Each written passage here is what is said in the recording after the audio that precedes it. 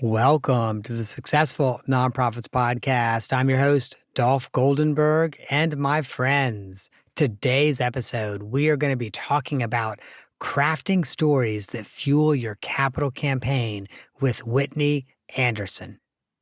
In preparing for this episode, I scratched my head and I asked myself, when was the last time we did an episode on capital campaigns? And my friends, I'm kind of ashamed to say we are long overdue for a capital campaign episode. It has been over 250 episodes ago. And I also smile when I say that because I cannot believe that I can now say that over 250 episodes ago we did anything. But it is long overdue. And I'm very, very pleased that we were able to have Whitney Anderson come and have this conversation with us today.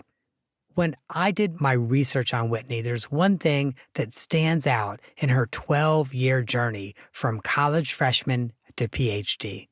And that one thing is the power of stories. Like, you literally see the way stories work in the arc of her educational career.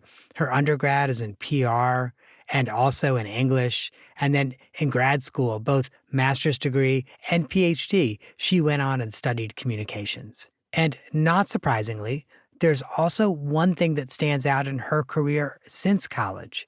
Her career since college is all about communication. She has taught communications at the college level. She has written grant proposals professionally, which anyone who's done that knows that's all about good communication. And she leads capital campaigns as a consultant. And once again, if you're a consultant facilitating a capital campaign project, it's communication with your capital campaign team, communication with prospective donors, communication with other stakeholders. So when I looked at the arc through her career, it just turns out to be communication. But today, she is the principal consultant for campaign services with Fox Advancement. And just to give you a scope of the work that she does, she and the firm manage 10 to 12 campaigns annually. And that's kind of incredible. Most of us who've been development directors, if we're lucky, we do one or two capital campaigns over the course of a year. And many of us who've been an executive director have never done even a single real, actual capital campaign. So I feel so fortunate that we have Whitney Anderson joining us today. Hey, Whitney, welcome to the podcast. Thank you so much, Dolph, and thank you for that kind introduction. Thank you. Of course, of course. And, as we were preparing for this episode, I learned something that you had shared about the ways in which developing the right stories can sometimes even be harder than building those donor relationships. Yeah. Well, when I think about preparing for a capital campaign, it's this really transformational moment in an organization's history. It's taking that leap into a new building or a renovation, or we also do endowment campaigns or campaigns related to programmatic scaling. And it really is about the stories that we tell ourselves about those efforts and the stories that we tell our donors. And I work with many clients where at the beginning of our capital campaign journey, it's all about urgency. We're outgrowing our space. We need a new building.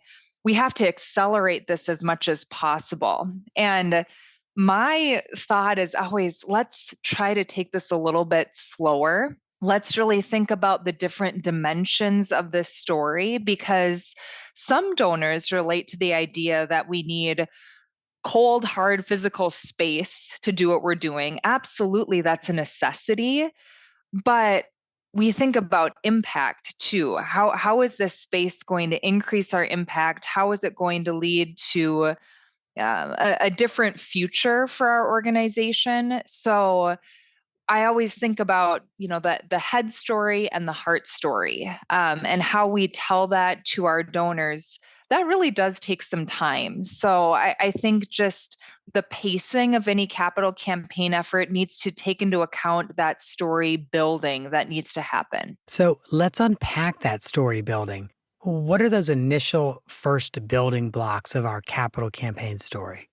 Well, I'm going to relate this back to alignment, because that's a word that I think is relevant to any capital campaign effort and relevant to storytelling, because these seeds are always planted first between the leadership of a nonprofit and their board of directors.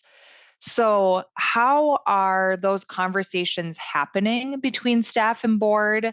What are the pieces of the story that align between those two parties?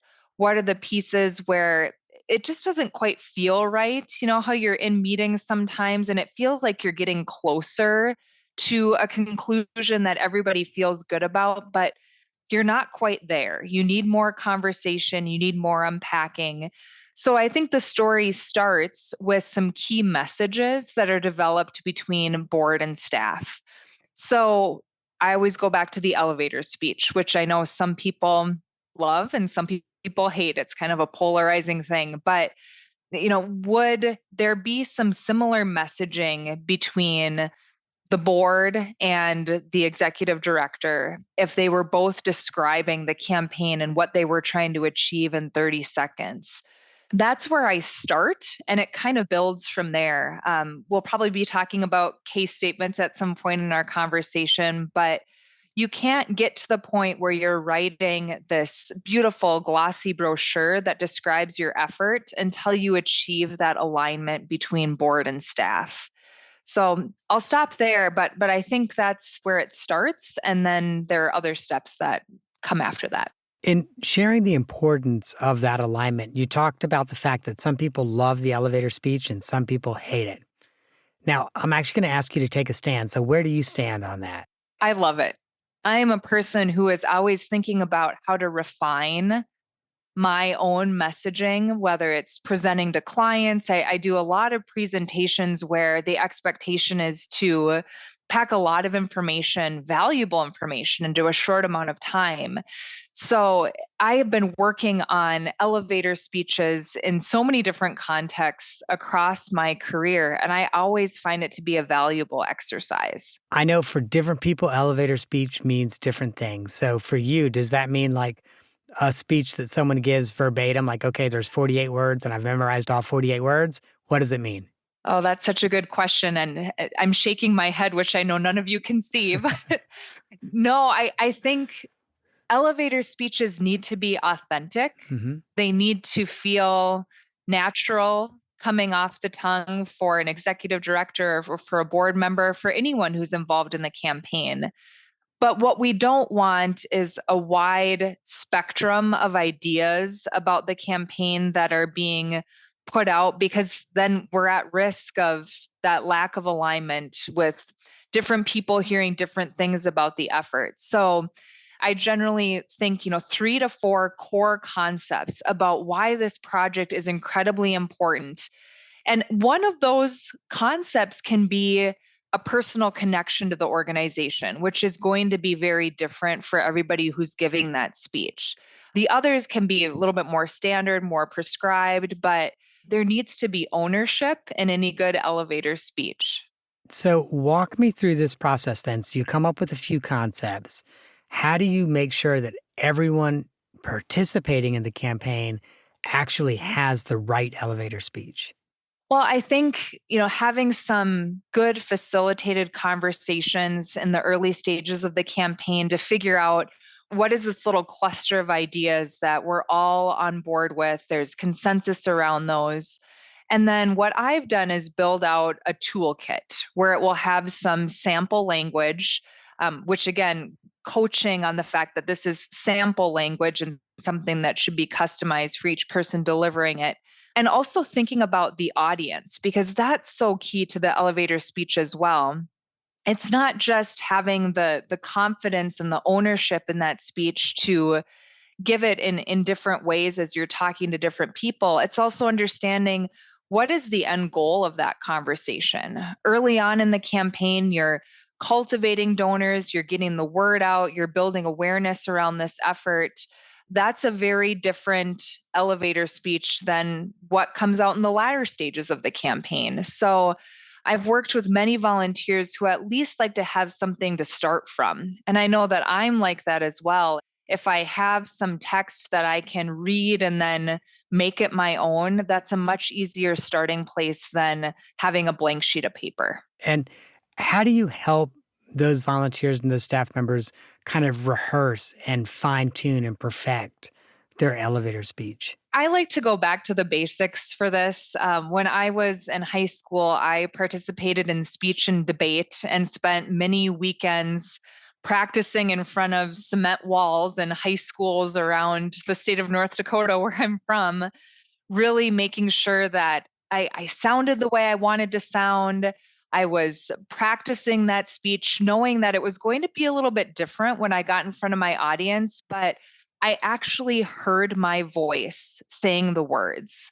And I love working with volunteers who are willing to go there with me to do a little bit of role playing where we're actually saying the words out loud. Because I'm recalling working with one client where they used a medical term in their elevator speech that one volunteer just said, I still don't really know if I could explain this Mm, fully if I was talking to somebody about the campaign. And I said, well, let's try to think about that a little bit differently. You don't have to use that particular word, mhm, but let's try to get to the concept that makes sense to you. Because the worst thing as a volunteer is feeling nervous about your delivery or how you're going to explain something.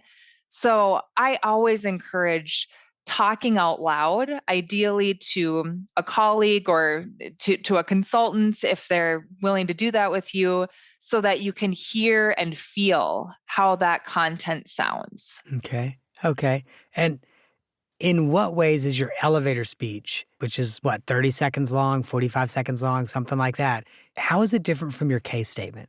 I'm so glad you asked that question.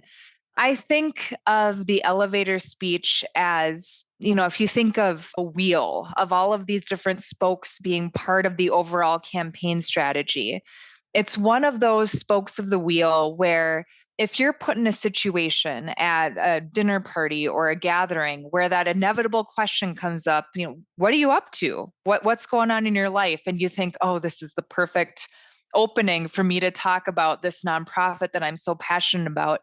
You have those talking points in the back of your mind to say verbally to open the door in that Mhm. situation. I think of the case statement in a different context. And I am so sorry. If I could just jump in real quick on that. I am always amazed. Executive directors, board members, et cetera, they're like at that event and someone comes up to them, "Oh, how are you doing?" "Fine." And that's it. And I'm just like, wow, what a missed opportunity. Although I'll also share with you for so long as an executive director, people would say, "Oh, how are things going at the center?" And I would respond, "Oh, they're going really well," or "They're good," or something like that. It took me a few years into the job before it was like, oh my gosh, Dolph, every time someone asks you that opportunity, you have the opportunity to sell, sell, sell, not necessarily ask for Yeah. money, but be like, oh, we're unveiling this big exhibit or, hey, we have a new project starting. There's always something going on in our organization. So sorry, I just had to jump in with that No. because I agree with you to always have that little pitch ready to go at 30 seconds. Hey, here's what I'm working on.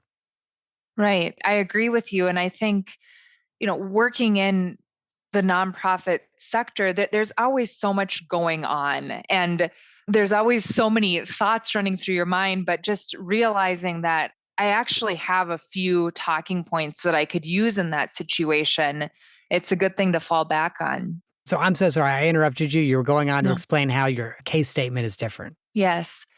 Well, I think the case statement is a really critical part of the cultivation process for donor prospects for any campaign.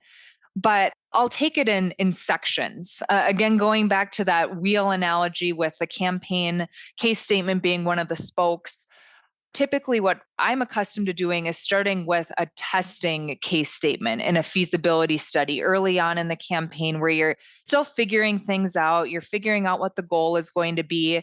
And it can be in a Word document. It's just trying to get your vision down on paper.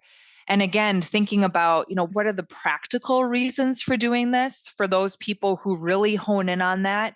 And what are the emotional reasons for doing it? What lives will be impacted with this new space, with this major campaign? And then from that Word document, you're gathering feedback, you're getting the really high level feedback about the concept in general. And then some people will, edit your document for you. It's all good feedback, but you're collecting it all. And that eventually transitions into usually a designed brochure that you have available for donor meetings. And I've seen case statements of all shapes and sizes. I generally am a fan of the shorter case statement that is more graphic, has more pictures, sidebars, graphs, testimonials, things like that. That's just my personal preference. But it's something that you can either send ahead of time to a donor or leave as a leave behind, but it really encapsulates what you're trying to achieve. And it should state your fundraising goal and also break down how you plan to spend that money. If a portion is for bricks and mortar, a portion is for programs, whatever it may be. So it is longer than the elevator speech. It's something that's meant to be digested, but also should not be too complex, because I always say, don't let your case statement do the talking for you. Mhm. That should be just one element of a donor meeting. But whoever it is, the board member, the executive director, that person is going to tell the story best. So, Whitney, you just spawned 3 or 4 questions in my head, and I'm going to try to hold them and just only ask them one at a time. So, Okay. the first question that I've got is, talk to me about how story plays into your case statement. Is it the story or the arc of your organization, where it's coming from and where it's going? Are there other stories inside your case statement, like client stories or program stories? Like, talk to me about stories. It's such a good question. I'm trying to figure out where to start with it, because one thing that I have strayed away from in case statements is beginning with the organization's history, because I've gotten feedback time and time again that I want to focus on the here and now, the reason for the campaign in Hmm. present day. And I think that's really valid feedback. So I've started encapsulating that history, which I still think is important, in some sort of timeline graphic or Hmm. something that's easily digestible, but not necessarily text. When I think about stories and case statements, I'll use one client as an example that was doing a conservation campaign in the upper Midwest. And we spent a long time trying to figure out what ideas should be in their case statement. It was a highly technical Hmm. campaign. And we ended up deciding that the text itself would be slim. There would not be paragraph after paragraph of text. And we focused all of our energies into a graphic that showed the current state of affairs, the current state of the land that they were trying to save, and what it would look like after this campaign was completed. Hmm. So we called it the Good River, Bad River graphic. And I don't think we called it that in the case statement, but internally we did. And to me, that's a great example of the power of story and visuals in a case statement. More and more, I'm finding that no matter the donor audience, it's really difficult to get people to sit down and read anything of length. Our attention spans are shorter, and some donors will read word for word and comment on what they're reading. But when I think about how to structure a case statement, it's really putting visual lines around what you want the donor to focus on, whether that's a graphic or some sort of pullout. So that's something that I've learned and tried to put into practice for these case statements. Thank you. And that's helpful and not a bad segue to my second question. Because, you said some donors will read word for word and ask questions and some don't. Well, my second question was going to be, earlier you said that some people might want to send a case statement ahead of time, and some might want to have it as like, hey, I'm going to leave you with this printed case statement.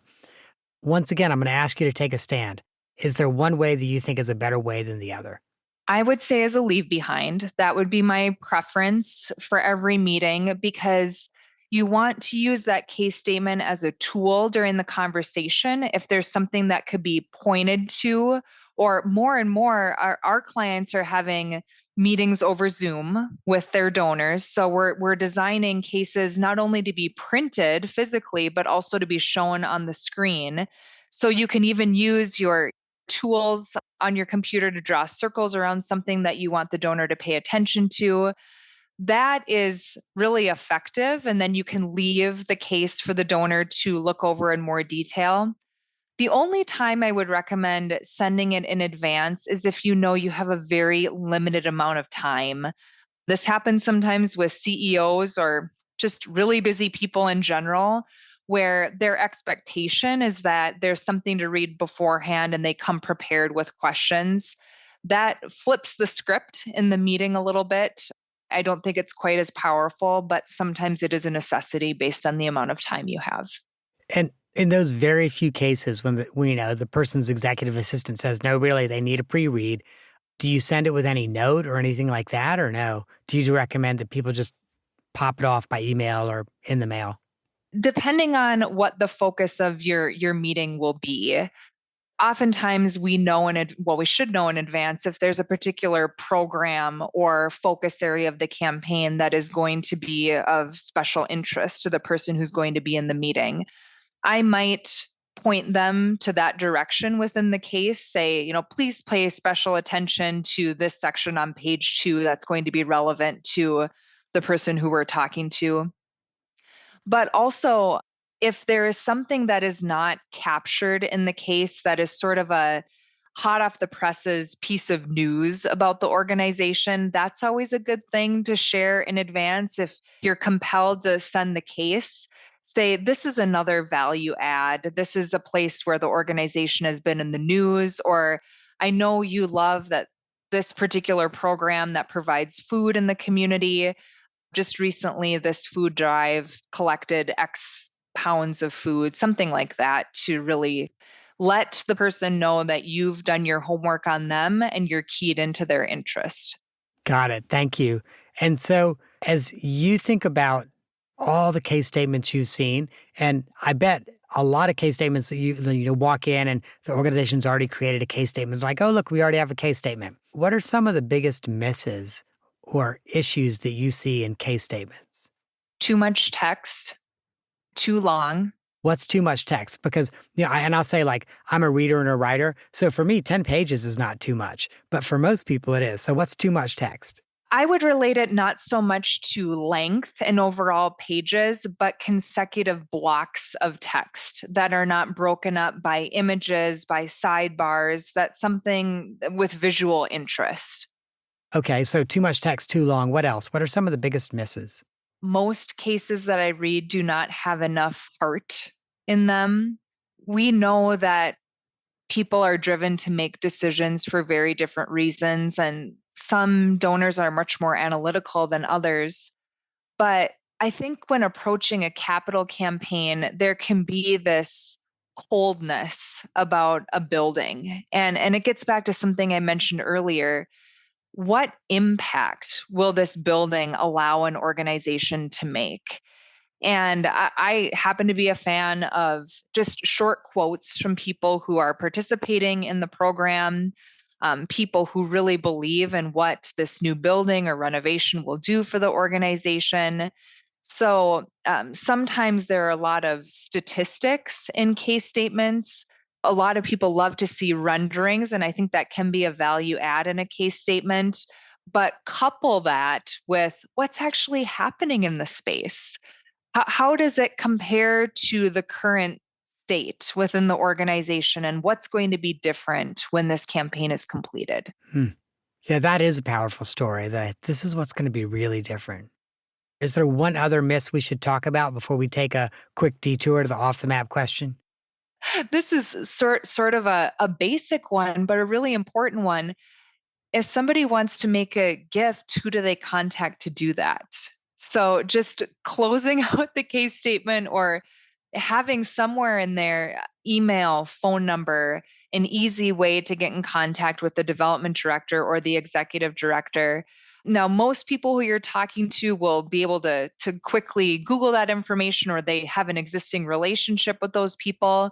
But we always want to make it as easy as possible for donors to make that gift when they're ready. So I'm going to ask an ignorant question. Let's say I'm a board member or a volunteer working on the capital campaign. I've got the case statement and it does have the contact information for like the development director, the executive director, but I know the person I'm soliciting. I also know they happen to already have my cell phone and my email. Should I say to them, "Oh, I'm just going to write my cell phone number on here for you," or no? Like actually on the printed document? I think that's fine. I mean, ideally, there's going to be a strong level of coordination between whoever that person is, that board member, that volunteer, and the staff at the organization. So, again, I'm all about ease for the donor and prioritizing that top relationship for them. So, I think that makes good sense. Like I said, a purely ignorant question. I just thought about that and it's something I never thought about. It's like, yeah, what would I do as a volunteer there? So Right. thank you. I appreciate that. I mentioned one last question, then we're jumping to the off the map question. So let's take that detour and have some fun with this particular question. So I know as a PhD candidate, you did some academic research and have some unique insight into some of the more difficult mother-in-law, daughter-in-law relationships, when those relationships are really on the rocks. So I am so curious to know more about the research you've done. I tend to do research that relates to my life. I've done that throughout graduate school. When I was a master's student, I was in a long distance relationship at the time with the person who is now my husband. So my master's thesis was on conflict and long distance relationships, and then I got married when I got my PhD a few years before I defended my dissertation. And I am very fortunate to have a strong relationship with my mother-in-law, but many of my friends were getting married around the same time, and they were telling me about their rocky in-law relationship. So I started getting really interested in this particular topic.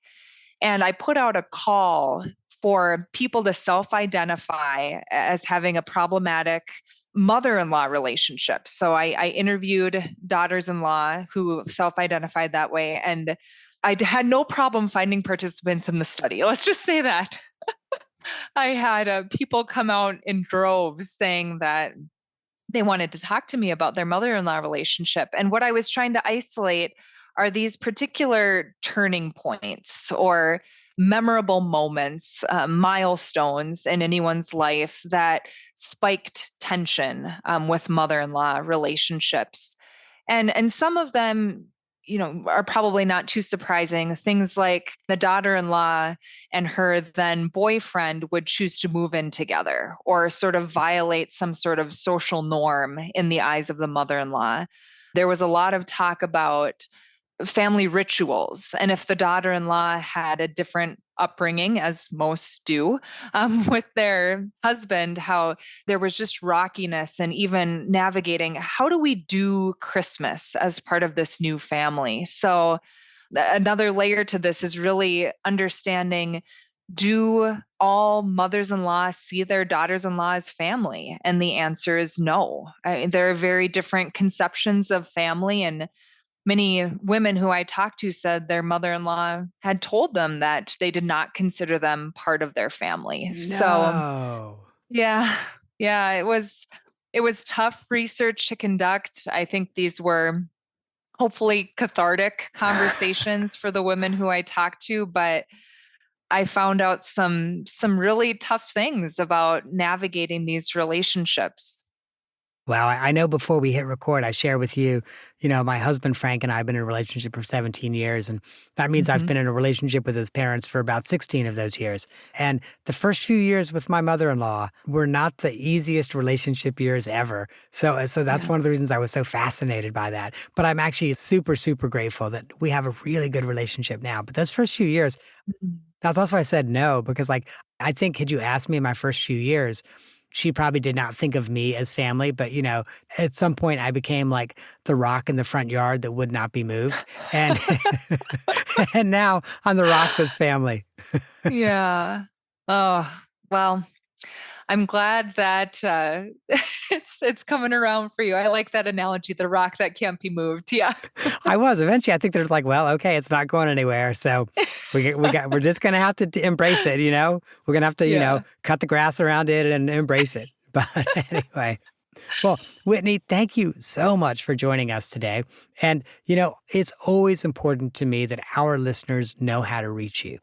And so, my friends, you can go to foxadvancement.com and you can reach Whitney from there. We're also going to put Whitney's email address in our show notes, but you can reach Whitney there. And also, while you're there, you can learn more about their amazing clients. And you can also learn about fundraising trends through their blog. Additionally, they have recently released some self-guided products that you can access. These are things that can actually help you sort of do some campaign visioning and that sort of thing before you're really even ready to do your feasibility study. And the last very generous offer that Whitney has made is that she is going to make Fox Advancement's campaign readiness checklist and also their 10 questions to ask when choosing a fundraising consultant available to you because you heard this episode. And so, again, we'll have her email address in our show notes, and that is the best way to request either the campaign readiness checklist or the 10 questions to ask when choosing a fundraising consultant. Whitney, thank you again for coming on today. I'm just so grateful you joined us. Oh, thank you so much, Dolph. I really enjoyed the conversation.